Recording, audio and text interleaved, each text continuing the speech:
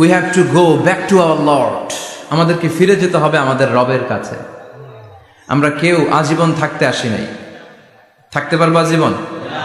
দাদা চলে গেল, বাবা চলে গেল, মা চলে গেল, মামা চলে গেল, খালু চলে গেল, এরপর আমাদের টনক নড়ে না, তাই না? পাগল পড়া হয়ে আছে এই পৃথিবীর জন্য।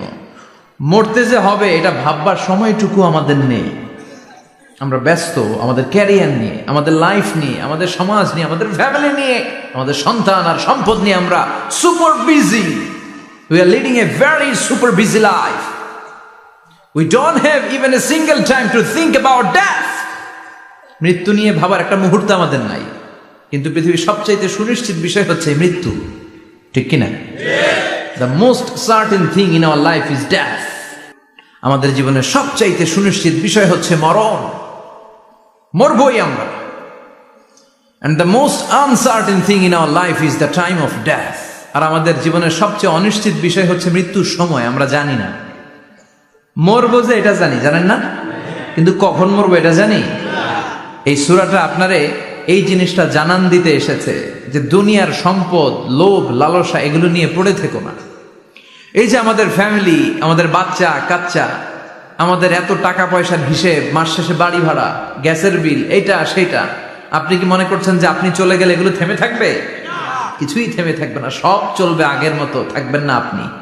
এজন্য শাহাদাত ফয়সাল ওনার ফেসবুকে সর্বশেষে লিখে গিয়েছিল, আমি হীন দুনিয়া, মানে এমন দুনিয়া যেটাতে আমি নাই, সব চলে। সকাল গড়িয়ে বিকেল হয়, শীত শেষে গ্রীষ্ম আসে, দিন শেষে রাত নামে, সব চলে, নাই শুধু আমি। চিল্লায় বলেন ঠিক কিনা? তো এজন্য এগুলি একটু ভাবেন। অনেক ব্যস্ত আমরা। এই দুনিয়ার পুরো জীবনটা এটা হচ্ছে লালসাময় একটা জীবন।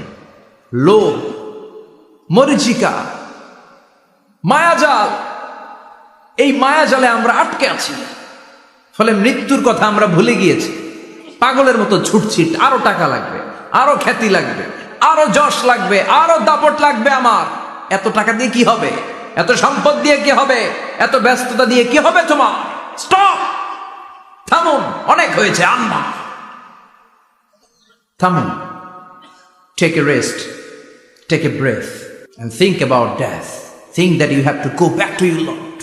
একটু বসেন না, একটু ভাবেন যে আমাকে চলে যেতে হবে, চলে যেতে হবে। এই কোলাহল, এই ব্যস্ততা, এগুলো থাকবে, থাকবো না আমি। সাইয়েদনা ওমর ফারুক বলেছেন, মুতু ক্বাবলা আন তামুতু, মরার আগে একবার মরো।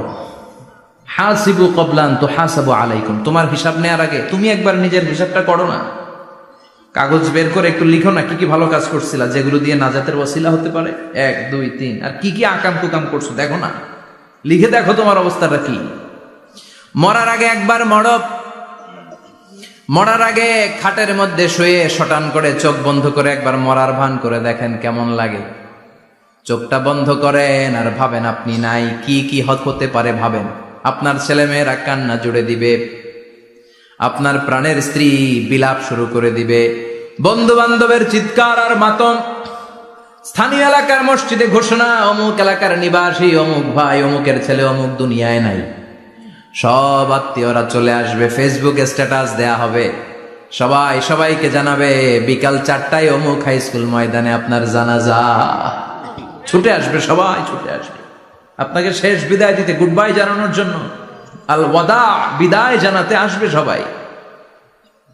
4 তাকবীর দিয়ে আপনার জানাজা হবে, অশ্রুসিক্ত জানাজায় আপনার বিদায় হবে। কাঠের খাটিয়ার মধ্যে করে কাঁধে তুলে আপনার কবরে নেওয়া হবে।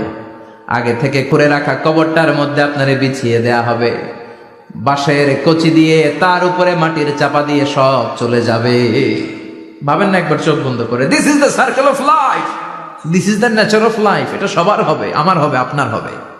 এত মায়া, এত ভালোবাসা কই যাবে? কেউ থাকবে না, সবাই আপনার অন্ধকার কবরে রেখে দিয়ে চলে আসবে। উপরে বাঁশের কঞ্চি, তার উপরে মাটির চাপা, অন্ধকার আর অন্ধকার।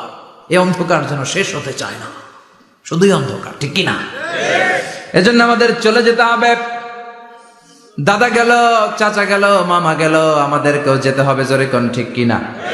একদিন মাটির ভেতরে হবে ঘরে মন আমার, কেন বন্ধ দালান ঘর, প্রাণ পাখি উড়ে যাবে পিঞ্জর ছেড়ে,